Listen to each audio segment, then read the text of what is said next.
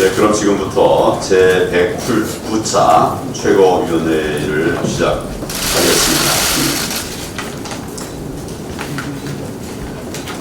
포퓰리즘에 빠진 정권에 대한민국이 무너지고 있습니다. 요즘 경제 뉴스를 볼 때마다 가슴이 덜컥 내려앉습니다. 어제 기재부의 발표에 따르면 상반기 국세 수입이 작년보다 1조 원 감소했다고 합니다. 적지 않은 세수 감소입니다. 매년 10조 원대 증가세를 보였던 세수마저 기업들의 실적 악화로 인해서 마이너스로 추락한 것입니다. 그런데도 정부는 재정 지출을 오히려 크게 늘리겠다고 합니다. 관리 재정 수지 적자가 59조 원을 넘어서 역대 최대를 기록했습니다. 이 정부는 경기를 부양하겠다면서 지출을 늘렸지만 결과는 어떻습니까? 참담합니다. 어제 KDI는 8월 경기동향 보고서를 통해서 투자와 수출이 모두 위축되면서 경기 부진이 이어지고 있다고 우울한 진단을 내놓았습니다. 6월 산업 생산은 마이너스 1.1%로 주저앉았습니다. 설비 투자는 마이너스 9.3%, 수출은 무려 11% 낮아졌습니다. 지난 일주일 동안 코스피는 2000을 내려앉았고 코스피 600이 한꺼번에 무너졌습니다. 환율이 1200원을 넘으면서 시장의 불안도 갈수록 커지고 있습니다. 금융 위기의 우려가 다가오고 있습니다. 문재인 정권은 입만 열면 글로벌 경기 탓이라고 했습니다. 이것도 사실에 맞지 않는 이야기입니다. 블룸버그 통신이 전 세계 주요국 증시를 분석한 결과를 보면 우리 코스피는 연초 대비 수익률 마이너스 6.1%를 기록했습니다. 주요국 증시 가운데 최악을 기록한 것입니다. 미국 11.6%, 중국 11.4%, 일본도 2.9%로 다 수익이 늘었습니다. 그런데 마이너스를 기록한 나라는 우리와 말레이시아뿐입니다. 결국 이 정권의 반시장, 반기업, 친귀족 노조 정책과 무분별한 선심성 포퓰리즘 정책이 대한민국의 경제를 나락으로 떨어뜨리고 있는 것입니다. 게다가 미중 무역 갈등이 격화되고 일본 수출 규제가 본격화되면서 앞으로가 더 어려울 걸로 예상이 됩니다. 대한민국 경제가 어디까지 추락할지 상상하기도 힘든 상황입니다. 그런데도 문재인 정권은 세금 중독에서 벗어나지 못하고 있습니다. 이벤트 정치와 좌파 포퓰리즘 정책에만 매달려 있습니다. 이 난국에 오늘 또 대기업 경영진들을 청와대로 불렀다고 합니다. 한 씨가 바쁜 기업인들을 보여주기 쇼에 동원하는 것 아니겠습니까? 저는 필요한 경우 오라고 하지 않고 찾아가고 있습니다. 찾아가서 애로가 무엇인지 듣고 있습니다. 바쁜 기업인들 오라가나 한다고 하면 정말 의미 있는 현장 보완 대책을 마련해야만 합니다. 그저 듣고 마는 이런 회의가 되어서는 안 된다고 생각합니다. 부품 소재 국산화를 위해서는 과도한 규제 철폐가 가장 급한데 이 정부는 예산을 풀어서 지원할 궁리만 하고 있습니다. 밑 빠진 독에 물 붓기입니다. 가짜 일자리를 만들고 선거용 무상 정책만 들이면서 안 그래도 부족한 세금을 무책임하게 탕진하고 있습니다. 지금이라도 이 정권이 경제 정책을 완전히 바꿔야 합니다. 그렇게 하지 않으면 재정은 재정대로 악화되고 또 경기는 더 깊은 부진에 빠지는 진퇴양난의 늪에 결코 벗어날 수가 없을 것입니다. 국고를 거덜내고 경제까지 망가뜨려 놓으면 대한민국의 미래 어떻게 되겠습니까? 문재인 대통령의 대오각성과 정책 대전환을 강력하게 촉구합니다. 고립무원의 대한민국 한치 앞이 안 보입니다. 게다가 지금 우리 대한민국은 사방을 불러봐도 든든한 친구 하나 없는 고립무원의 지경에 빠져 있습니다. 미국은 우리를 위협하는 단거리 미사일은 신경도 안 쓰면서 주한미군 방위비 분담금을 대폭 인상하라고 압박하고 있는 형국입니다. 일본과는 돌아오지 못할 강을 건너가고 있습니다. 이처럼 한미동맹과 한미일 공조는 무너지고 있는데 북중러 단단한 대우로 우리 안보를 위협하고 있습니다. 중국과 러시아가 우리 바다에서 연합 공중훈련을 하는 참으로 아찔한 상황까지 벌어졌습니다. 이런 한국인이 북한은 아예 우리를 무시하고 있고 연일 미사일을 발사하면서 미국과 직접 협상을 벌이고 있습니다. 우리 외교 역사상 이렇게 4강 외교가 모두 무너져버린 사례는 제 기억에 단 한 차례도 없었던 것으로 기억됩니다. 그런데도 이 정권은 대한민국을 더욱 고립시키는 셀프 왕따의 길을 고집하고 있습니다. 집권여당 민주당 국회의원들은 도쿄올림픽 보이콧, 일본 여행 금지까지 거론하고 있습니다. 총선용 반일 감정 확산에 목을 메고 한일 관계를 아예 돌이킬 수 없는 길로 몰아가는 것입니다. 중국에는 굴욕적인 산불 합의까지 해주었습니다. 그런데 미국의 총알바지가 되지 말라는 그런 협박을 받고 있습니다. 지정학적 위치로 보나 수출 의존형 경제 구조로 보나 대한민국은 외교 없이는 생존조차 쉽지 않은 나라입니다. 그런데도 문재인 정권은 잘못된 이념과 외교적 무능으로 우리나라를 절체절명의 위기로 몰아가고 있습니다. 결국 한미동맹을 복원하고 한미일 공조를 재건하는 것만이 지금의 외교 고립을 해소할 유일한 방안입니다. 문재인 대통령은 무능한 외교 안보 라인을 전면 교체해야 됩니다. 여러 번 국민의 이름으로 말씀을 드렸습니다. 외교 안보 라인 전면 교체해야 합니다. 그것도 즉시 해야 합니다. 한미동맹과 한미일 공조 복원에 즉각 나서기 위해서도 반드시 필요합니다. 주미 대사도 그 자리에 맞는 인물을 임명해야 할 것입니다. 외교가 무너지면 나라의 미래까지 위태롭다는 사실을 명심하고 국익과 국민 중심의 외교 정책으로 대전환할 것을 다시 한번 강력하게 촉구합니다. 조국 법무부 장관 지명, 문재인 주민대사 임명, 문정인 미 대사 임명 보도가 있었습니다.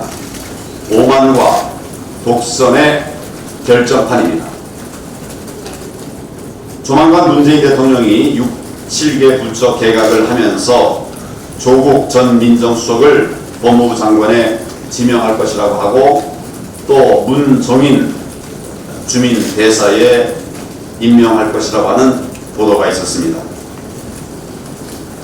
끊임없이 한미 동맹을 흔들어 댔던 문정인 대통령 특보가 주미 대사로 임명된다고 하는 것이 정말 말이 되는 것입니까? 한미 동맹은 없어져야 한다는 주장까지 내놓은 사람이 과연 주미 대사가 되면 무슨 일을 하겠습니까? 한미 동맹 정말 위기에 빠질 수밖에 없는 그런 상황입니다. 이런 사람을 주미 대사로 임명하는 것 저희는 절대로 동의할 수 없습니다. 국민들을 용납하지 않을 것입니다. 또 조국 전 민정수석을 법무부 장관에 지명할 것이라고 하는 보도가 있습니다. 야당과 국민을 무시하는 오만과 독선의 다름이 아닙니다. 조국 전 수석은 본연의 임무인 인사 검증에 번번이 실패한 사람입니다. 우리 국민들이 너무나 잘 봤습니다. 부적격, 무자격 장관들을 양산한 장본인입니다.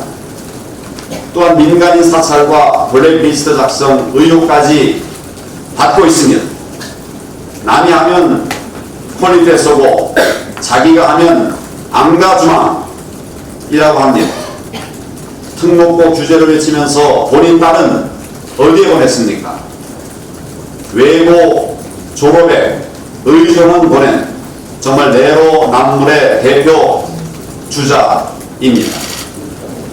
논문 표절 의혹도 여러 건 있었습니다.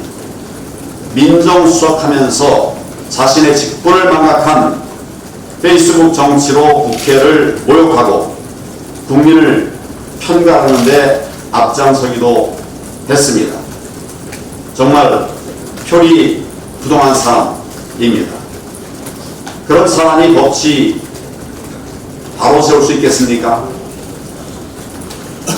도저히 기대할 수 없는 것입니다.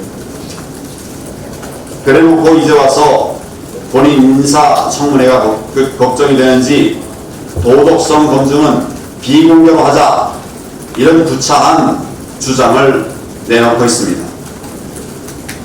이런 사람이 법무부 장관에 앉으면 사법개혁한다고 하면서 대한민국 사법 질서를 다 무너뜨릴 것입니다. 이미도 많이 무너뜨렸는데 법무부 장관이 된다면 어떻게 되겠습니까? 대한민국 법치주의는 조문을 고하고 문재인 정권의 좌파 독재가 극에 달하게 될 것입니다. 사법질서 파괴자를 법무부 장관에 앉히고 한미 동맹 파괴자를 주미대사로 보내겠다고 하는 이 정권 정말 해도 너무한 거 아닌가? 국민들 그렇게 생각하실 것입니다. 문재인 대통령은 조국 법무부 장관 지명 철회해야 합니다. 문정인 주미대사 임명을 마땅히 포기해야 합니다. 대통령이 이 무모한 인사를 끝까지 강행한다면 엄청난 국민적 저항에 직면하게 될 것임을 경고합니다.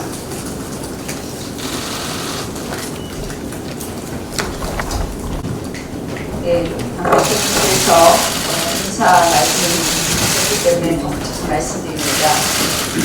문재인 대통령 인사 한마디로 부적격과 면죄부의 인사입니다. 조국 수석 다른 것 아닙니다. 이 정부가 끊임없이 추구해온 신독제 완성을 위한 검찰 도구화의 선언이다 이렇게 말씀드리겠습니다. 신독제의 4단계 두 번째 단계가 적폐청산이고 네 번째 단계가 선거법 개정으로 장기 집권을 꾀한답니다. 결국 검찰을 도구화해서 이 두 가지 다 완성하겠다 하는 그러한 선언이라고 봅니다. 문정인 주미대사 부적격을 넘어서 극히 위험한 인사입니다. 안 그래도 지금 한국과 미국이 멀어져 가고 있는 신호가 보이고 있습니다. 문정인 주미대사 인사는 위험한 인사라는 말씀을 드립니다. 오늘 외교안보 파탄에 지금 책임이 있는 강경화, 정경유는 유림으로 가닥난다고 합니다. 결국 읍참마속을 해도 여러 번 해야 될 강경화, 정경도 장관을 유임하겠다. 이 정부는 지금 국민들이 느끼고 있는 외교와 안보의 파탄, 국난을 그렇게 생각하지 않는다. 이런 메시지입니다. 결국 그것은 무엇이겠습니까? 한미일의 삼각 공조를 벗어나서 국중러로 가겠다는 그런 의사 표시로밖에 보이지 않습니다. 결국 문재인 정권의 인사로 인해서 대한민국이 희생당하고 있습니다. 비록 청문회 결과가 어떻게 나오든 이 정권은 임명을 단행할 것입니다. 그러나 야당은 철저하게 끝까지 파헤치도록 하겠습니다. 어제 일본 정부가 한국 화이트리스트 제외를 확정하면서도 특별 포괄 허가라는 예외제도 활용이라는 여지를 남겨두었습니다. 아베 총리는 한일 청구권 협정을 언급하며 사실상 지금이 수출 보복 조치 2위를 시인했습니다. 계속 파국으로만 치닫던 한일 갈등이 잠시 숨고르기 국면에 들어간 시점으로 볼 수도 있습니다. 그래서 저는 지금이 바로 골든 타임이다 라고 말씀드립니다. 아베 총리 계속 한국 정부의 태도 변화만 이야기합니다만 일본 정부 역시 변화와 양보의 의지를 보여야 합니다. 아베 총리도 한국을 설득할 수 있는 중재안 협상안을 들고 나오십시오. 문재인 대통령 이제 할 만큼 하셨습니다. 관광 여행업계의 쓰디쓴 지적을 흘려들으면 안 됩니다. 정치 외교적 문제로 민간이 교류와 관광마저 막는 것이 우리에게도 도움이 되겠느냐는 고언을 새겨들어야 합니다. 소모적 보복에 승자가 없다. 김대중 전 대통령이 슬퍼하실 거다. 오히려 한국의 마이너스다. 등은 어제 여당을 찾은 제1학자의 충고입니다. 외면하지 마십시오. 실질적 대책 마련에는 나서지 않고 오직 단일 선동에만 몰두한 청와대와 여당, 이제는 제발 외교적 해법에 나서야 합니다. G20 정상회담을 앞두고 부랴부랴 1+1 합의안을 제시했다가 공개 거부당한 그런 아마추어 외교, 이제는 안 됩니다. 수입해온 일본 제품이 수출 규제 품목에 해당하느냐라는 우리 기업 문의에 정부가 내놓은 답변은 일본 수출업자에게 물어보라 였습니다. 그래도 알기 어렵다고 하니까 한번 신청해보라 였습니다. 이게 정부 설명입니까? 코멘입니까? 바쁜 기업인들 오라가라 귀찮게 하면서 쇼잉할 시간에 어떻게 사법부 판결과 외교적 현실에 간극을 메울 것인지 지혜로운 그런 방안을 찾으십시오. 마지막 골든타임 놓쳐서는 안 됩니다. 제1야당 말꼬리 잡기 하느라 에너지 낭비하지 말고 제가 제시한 2+1 합의안을 포함해서 실질적 해법을 찾는 데 주력해 주십시오. 이와 덧붙여서 한 가지 말씀드립니다. 이 노영민 실장의 거짓말을 시인하지 않으면 또 거짓말을 낳게 됩니다. 거짓말이 거짓말을 낳을 수 있습니다. 노영민 비서실장이 거짓말의 늪으로 빠져들고 있는 것 같아서 안타깝습니다. 분명히 엊그저께 운영위에 나와서 피해자와 발표해도 될 수준의 합의가 있었다라고 판단했다. 이렇게 발언했습니다. 그런데 강제징용 피해자 법률 대리인은 물론 이 피해자들도 그런 합의가 없었다는 그러한 내용의 답변들이 언론 취재를 통해서 나오고 있습니다. 청와대는 어제 구체적 설명이 적절치 않다라면서 피하고 있습니다. 왜 구체적 설명을 하지 못합니까? 구체적으로 설명할 그런 사실 자체가 없는 것 아닙니까? 실제로는 모든 피해자의 동의를 거치지 않아 놓고 마치 합의를 거친 것처럼 거짓말했기 때문일 거라고 생각합니다. 전임 정권 위안부 합의를 일방적으로 파기하면서 피해자 동의가 없었다는 논리를 내세운 이 정권입니다. 결국 이 정권도 똑같은 비판이 두려워서 잊지도 않은 사실을 지어낸 것 아닌가 하는 생각이 듭니다. 도대체 누가 누구를 언제 어떻게 접촉했는지 육타 원칙에 따라서 청와대는 명명백백하게 밝히십시오. 그렇지 않으면 이 정권은 본인들이 적폐청산의 이유로 삼았던 것에 대해서 똑같은 잘못을 저질렀다는 것이 시인하는 것일 겁니다. 이제 그 경위에 대해서 다시 한번 오늘 청와대가 밝혀줄 것을 요구합니다. 이렇게 피해자 동의를 얻지 않고도 마치 동의를 받은 것처럼 꾸며내는 것, 피해자 가슴에 더 큰 멍을 남기는 가혹한 행위입니다.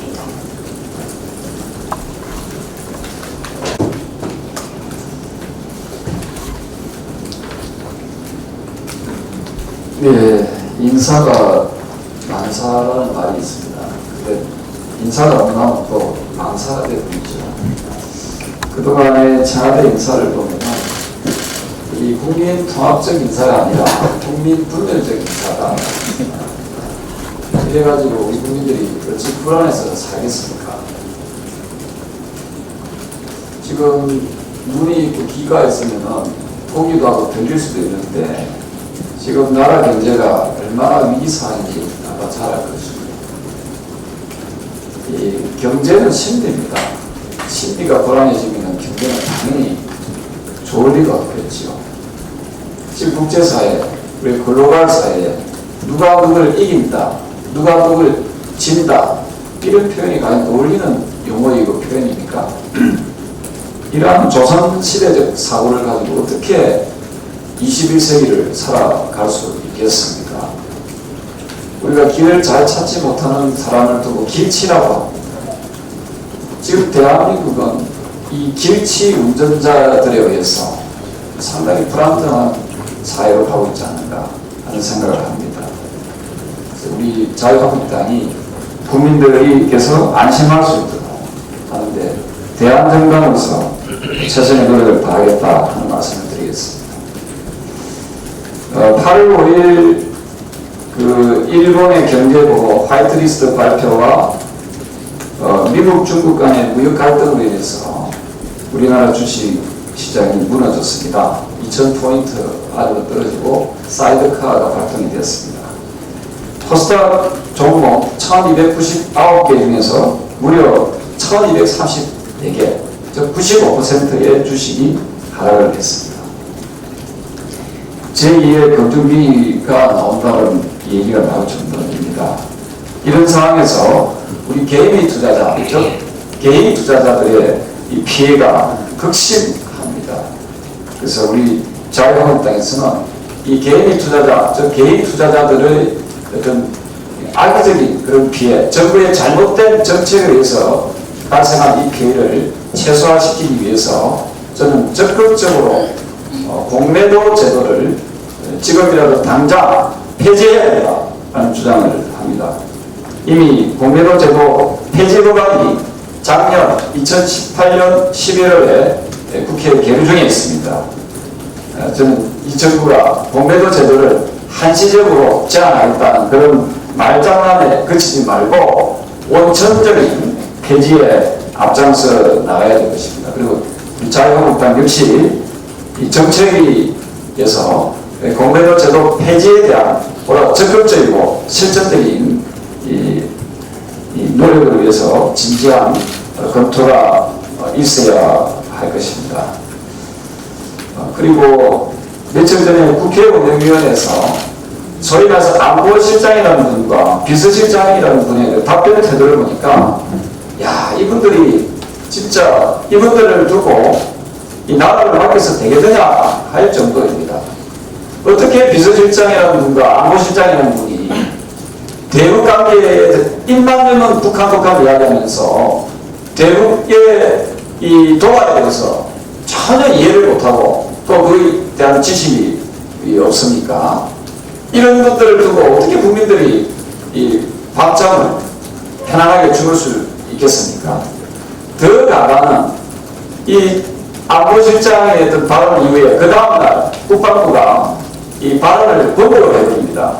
9.19 군사 합의를 깬 것이 아니다 하는 식으로 이 국방부 역시 이 정치의 희도에는 정치 군인들이 되어가고 있습니다. 과거의 정치 군인들은 정치에 적극적으로 개입하고 참여한 것이 정치 군인이면 지금 현대판 정치 군인은 정치인들에게 굴종하고 굴욕하는 것이 바로 정치 군인이라고 저는 보고 있습니다. 저는 국방부는 그 어떤 정권, 그 어떤 정치 세력이 이야기하더라도 대한민국을 지키겠다는 강한 의지와 강한 신념을 가지고 있을 때 그것이 진정한 군인이라고 저는 생각을 합니다. 자유한국당은 이 정부 여당이 국민을 분열시키고 국민을 불안하게 하는 이런 데 맞서서 우리 자유한국당은 국민을 통합시키게 되는 정책을 펼쳐나가도록 최선의 노력을 다하겠습니다. 고맙습니다.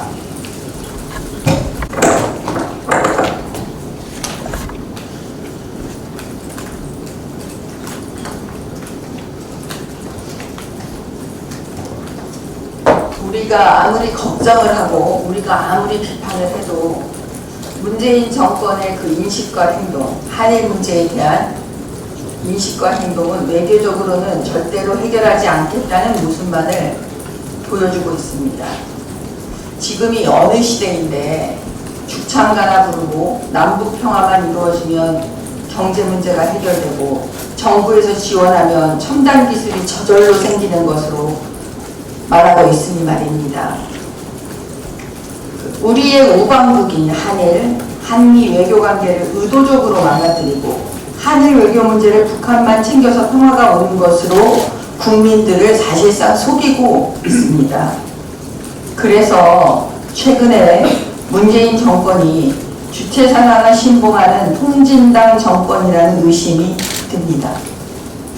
6.25 주범인 김원봉에 대한 찬양, 한일 외교를 스스로 망쳐놓고도 대통령은 뜬금없이 이순신 장군을 소환해서 일본과 싸우자고 하고 죽창을 들라고 하고 임진왜란도 소환하여 우리 도공을 언급하면서 일본이 우리 기술력을 빼갔다는 식으로 언급하는 걸 보면 결국 목적은 일본, 미국과의 외교, 경제, 군사협력을 폐기시키려는 거 아니냐 이런 느낌을 받고 있습니다.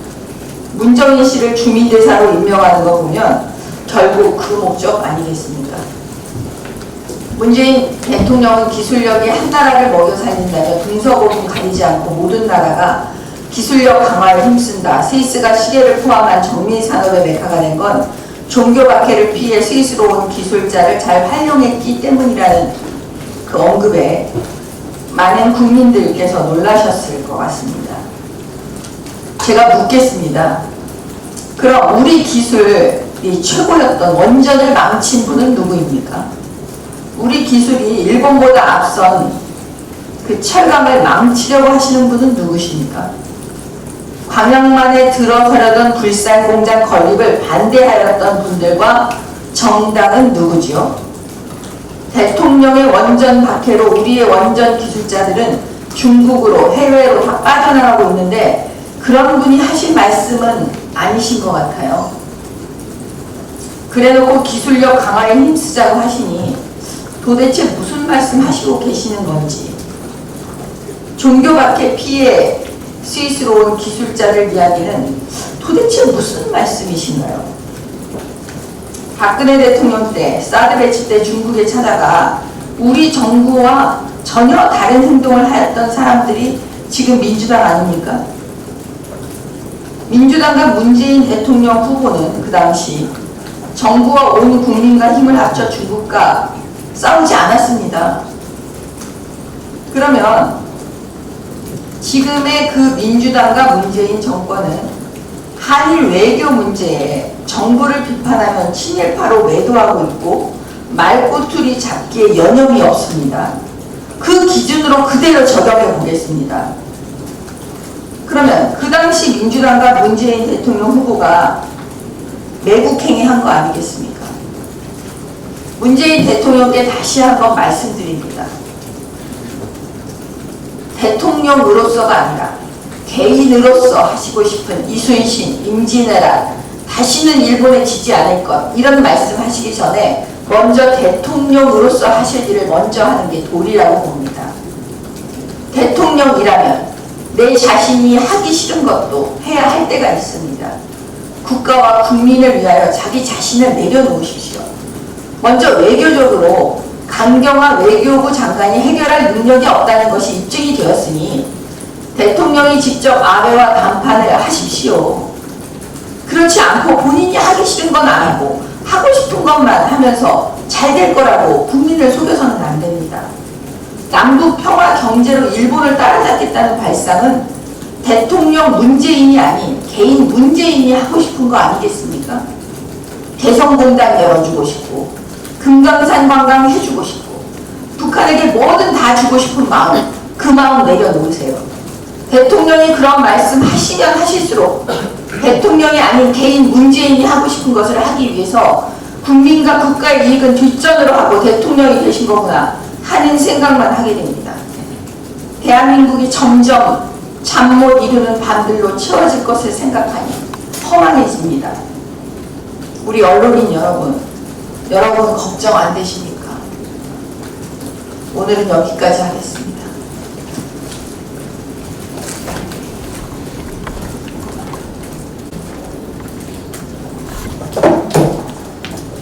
네, 오늘 아침 의원실로 출근을 해보니 문희상 의장님께서 전 국회의원에게 김대중 대통령 서거 10주기 특별서에 초대전에 서하집을 보내주셨습니다.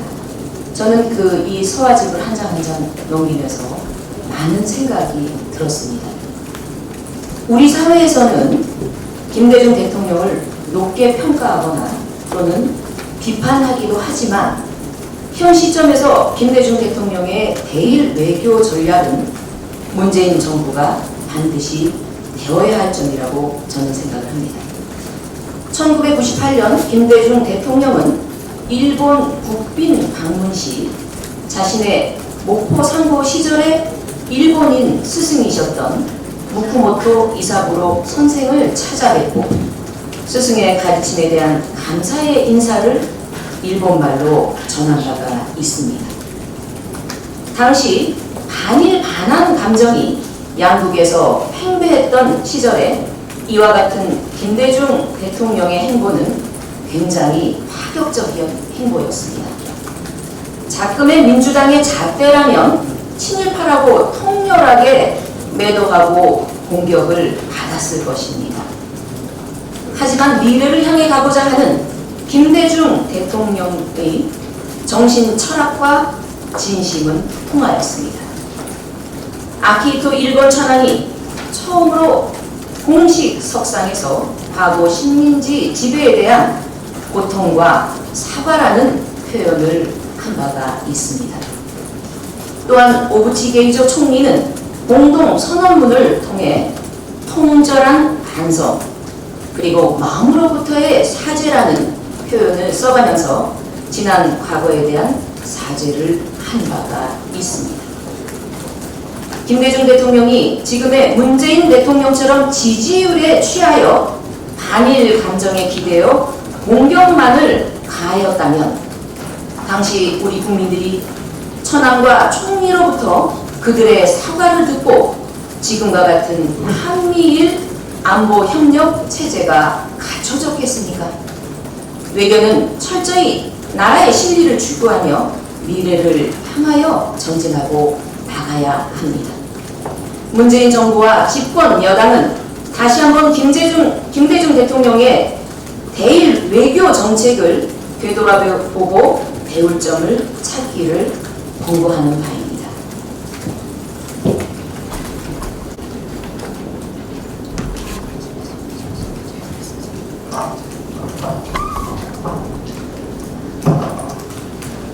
숨 막힌다. 중국발 미세먼지 해결하라는 그 국민의 아우성에 대중외교 무전문가 장하성 실장을 주중대사로 임명해서 우리 국민에게 허탈감을 안겨줬던 게 엊그제입니다. 그런데 이제는 한일 갈등, 북한의 문제 해결을 위한 미국의 입장과 의지가 중요한데 반미 전문가 문정인 특보를 주미대사에 앉혀서 또다시 허망감을 안겨주려는 것입니까? 임명이 강행된다면 문재인 정부의 G2 외교 포기 선언이나 다름없다라는 말씀 드립니다. 한 말씀만 더 드리겠습니다. 문재인 정부의 일본 수출 규제 대응 관련해서 1호 반격이 일본산 석탄재 수입 규제가 될 것이라는 기사들이 나오고 있습니다. 정부도 일본산 폐기물의 방사능과 중금속 오염 우려가 제기되어 수입 관리를 강화하는 방안을 검토하고 있다고 밝혔습니다. 그런데 일본에는 타격을 주고 우리 기업들의 경쟁력 강화에는 도움을 주어야 할 그 맞대응 카드가 오히려 우리 기업 재살깎기 전략이 될 것이라는 우려가 큽니다. 지금까지 언론과 환경부에서 밝힌 자료를 보면 국내로 수입되는 석탄재에서 일본산이 차지하는 비중은 총 90% 가까이로 막대한데 일본에서는 한국으로 보내는 양이 전체 생산량의 고작 10%에 불과합니다. 결국 수입 규제를 하게 되면 일본에서는 10%의 수출 경로를 바꾸면 되는 일이지만 한국은 수입 석탄재 90%의 물량을 조달할 방법을 잃게 되는 현실에 봉착합니다. 또한 지금까지 환경부가 방사능 중금속 오염을 확인하기 위해 세슘과 요오드 검출을 확인했는데 일본산 석탄재가 기준치를 넘긴 적이 없다는 것도 전략의 실효성이 의심스러운 부분입니다. 시멘트, 레미콘 등 관련 업계에서는 석탄 화력발전소도 나날이 줄어드는 상황에서 연소 후 석탄재를 모두 국산화하기도 어렵다는 울상입니다. 결국 이번 전략이 일본에 대한 경제 보복이라기보다는 국내 보여주기식 조치 같다는 게 전문가들 입장이기도 합니다. 어제도 민주당 최고위가 관광업계를 만나서 민간 교류마저 관여하려 들지 말고 자율적으로 놓아두라는 쓴소리를 들었다고 알고 있습니다. 자꾸만 반일소 운동이 팔려 우리 기업들의 부메랑되는 허술한 자충수 대책을 내놓기보다는 제대로 된 대응 전략 마련을 고심해 주시기 바랍니다. 이상입니다. 네, 그럼 지금부터 회의를 비공개로 진행하도록 하겠습니다.